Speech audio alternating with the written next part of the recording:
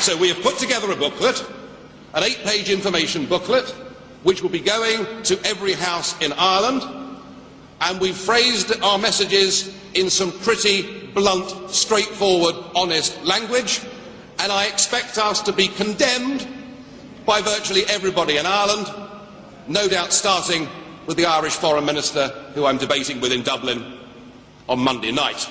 So I think our role over there is important, and I think our engagement with other Eurosceptic groups is important, because I think that when the French and the Dutch and the Irish vote no in referendums, it makes the UKIP case in this country even more credible.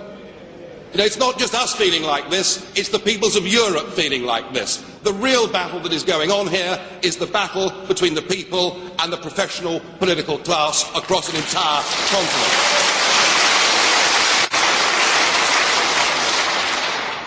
But our focus today, and our focus with this conference, is to talk about domestic politics. And I have to say, I was enormously encouraged by Glenn Tingle's result in the Norwich North by-election, because once again, we were written off by the media, we had no chance at all. The BBC also thought we were there with the others and the also-rans, and despite that, Glenn came through with over 4,000 votes and 12% of the vote, and that is evidence to me that people now are not just lending their vote to UKIP in European elections, that actually our vote in local elections and by-elections and European elections is becoming one and the same thing, and that's an optimistic thing for the party.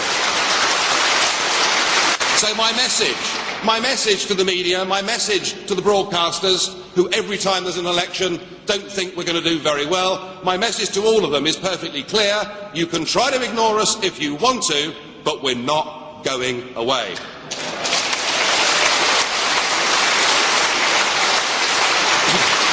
Now, as of today, ladies and gentlemen, we have as a party 416, that includes me, and I'll come to that in a moment, we have 416 prospective parliamentary candidates that have now been selected by constituencies to fight the next general election next year.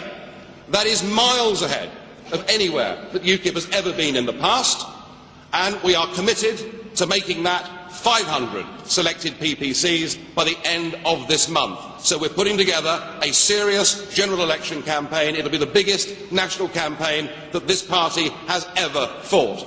And we must be seen to be the party that wants to put Britain and the interests of the British people first. That's what this party stands for, because the other three parties clearly do not.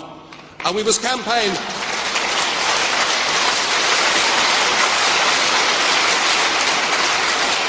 Of course we must campaign. You know, they'll say we're single issue, but my goodness me, when 75% plus of our laws are being made somewhere else, it's some single issue, isn't it? I mean, we have a parliament now that can't even debate or vote on what light bulbs we put in our living room, or how we regulate the hedge funds and the City of London. All of that has been given away, and that argument we must make. We must make the argument that it is becoming increasingly irrelevant who wins a British general election, that really the choice is between New Labour and Blue Labour, and frankly, I can barely tell them apart. And we've got to fight. We must fight on this key issue of immigration. I'm very proud of the fact that if we weren't here making the respectable, non-racist case for Britain controlling who comes to live, work and settle in this country, if we weren't doing that, I suspect the BNP would be very much stronger than they are, and we should be proud of that.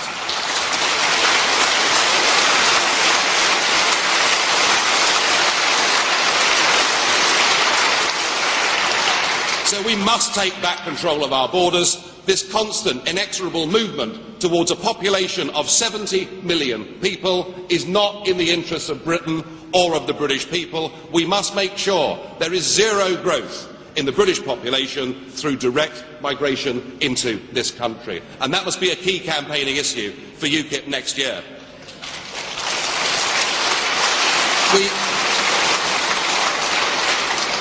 I also feel, and David Campbell-Bannerman this morning has touched on our philosophy in many of the areas we're going to campaign on, but I do feel strongly that this whole area of defence and the way that we treat our armed services is now absolutely vital. You know, our defence budget is dribbling away.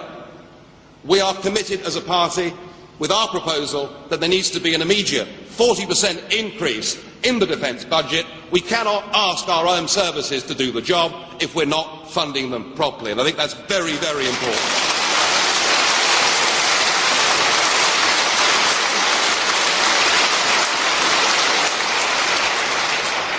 And I'm worried too about what we're involved with here in Afghanistan, because nobody has been able to explain to me what the clear military objective is. And I was deeply worried when General Richards, who's now become the top soldier, when Richards just a few weeks ago said that he thought we might be there for up to 40 years. Well, our response to that must be we do not want Afghanistan to become a British Vietnam, and unless we can have some clear, understandable military objectives, then our young men and women shouldn't be out there.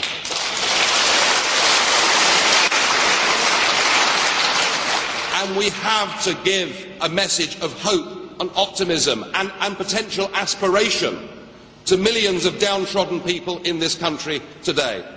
You know, I've seen it in my own family. We now have a benefits and taxation system that forces people to stay on benefit because there's no incentive for them to go out to work.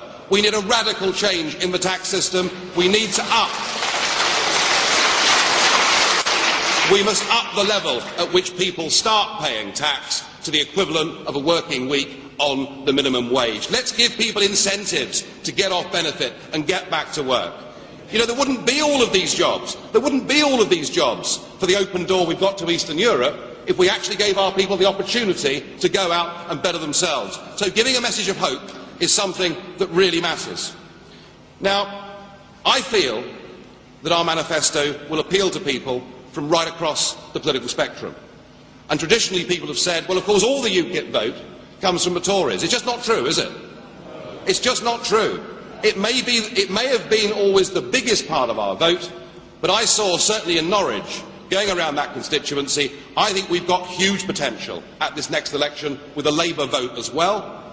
They feel utterly betrayed by the party that they thought was there to stand for ordinary British working people. So, you know, we're not a right-wing party, we're not a left-wing party, we are a party that is at the centre ground of public opinion in this country, and that is how we must fight this election campaign next year.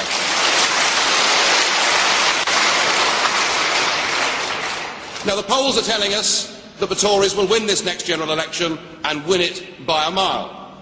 Well, I suspect that's got more to do with Gordon Brown's abilities than it has with the ability of the Tory front bench.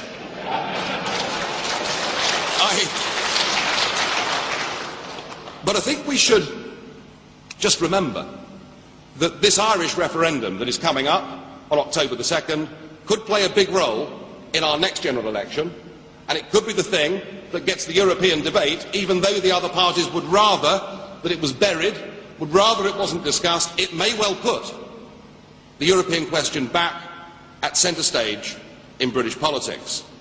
And we know that we can't trust Labour on this question.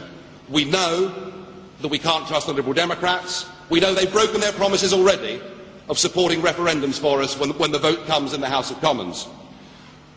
The question is, can we trust the Tory party? Well, I think I may agree, actually, Conference, with that. Can we trust the Tory party, and what are they prepared to offer?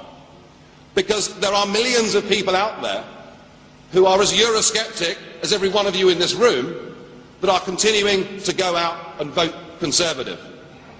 And I think that to prove himself, what David Cameron would have to say would need to go further than the Lisbon Treaty, whether the Irish vote yes or vote no on October the 2nd. You know, if David Cameron said that within a year of winning office he would give the British people a free and a fair referendum on their future, whether they stay within a political union or whether they leave a political union, if David Cameron was genuinely Eurosceptic, if he really believed that the British people should have the opportunity to express their own view, that is what he would do. And in those circumstances, we would have to put country before party, and we would have to say to the Conservatives, look, provided you give us a few seats so that we can get a UKIP voice in Westminster, we will help you to win that general election and to give the British people what they deserve. It would be the common sense thing for UKIP to do. We must always, if we get the choice, put country before party. It's very important.